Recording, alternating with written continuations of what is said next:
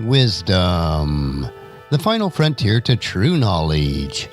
Welcome to Wisdom Trek, where our mission is to create a legacy of wisdom, to seek out discernment and insights, to boldly grow where few have chosen to grow before.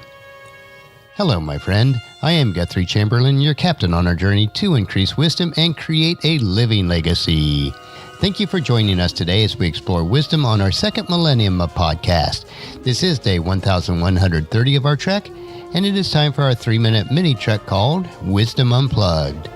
This short nugget of wisdom includes an inspirational quote with a little bit of additional content for today's trek. Consider this your vitamin supplement of wisdom for today. So let's jump right in with today's nugget. And today's quote is an old quote from Charles Francis Adams, but it is still very timely for today.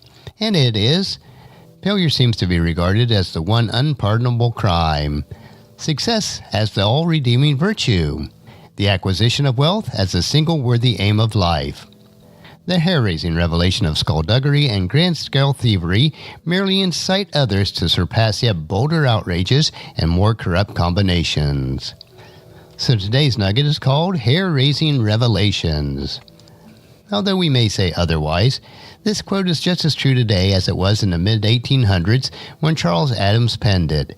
Charles was a grandson of President John Adams and the son of President John Quincy Adams. He had first-hand observation and knowledge of the hearts of men and women who were in the upper echelon of society. He could see firsthand how people truly viewed failure and success. We have to understand that culture and society views of failure and success do not line up at all with God's perspective. Should we strive to be successful in all things? Absolutely. When we fail, is it a crime? Absolutely not. God may permit failures and trials in our lives in order to refine and purify us. Success in and of itself is by no means an all-redeeming value. The generation of wealth can be admirable if it is used to further God's kingdom. The lack of wealth can also be used by God's children to further His kingdom. The generation of wealth should never be our single worthy aim in life.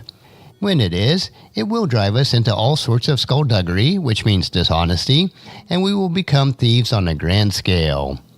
When others of the same mindset see this, it will incite them to be even bolder and more corrupt. We are warned about this mindset in Micah chapter 6, verse 12. The rich among you have become wealthy through exhortation and violence. Your citizens are so used to lying that their tongues can no longer tell the truth.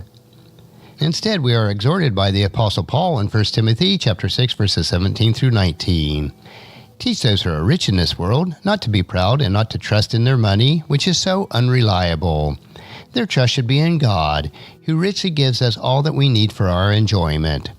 Tell them to use their money to do good. They should be rich in good works and generous to those in need, always being ready to share with others. By doing this, they will be storing up their treasures as a good foundation for the future so that they may experience true life. And that's a wrap for today's Wisdom Unplugged quote. If you'd like free access to my database of over 11,000 inspirational quotes, the link is available on the main page of wisdom-trek.com. And just as you enjoy these nuggets of wisdom, encourage your friends and family to join us and to come along with us tomorrow for another day of Wisdom Trek, creating a legacy. If you'd like to listen to any of the past 1,129 treks or read the Wisdom Journals, they are all available at wisdom-trek.com.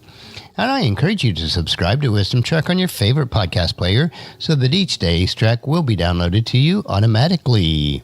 Thank you so much for allowing me to be your guide, your mentor, but most importantly, I am your friend as I serve you through the Wisdom Trek podcast and journal each day.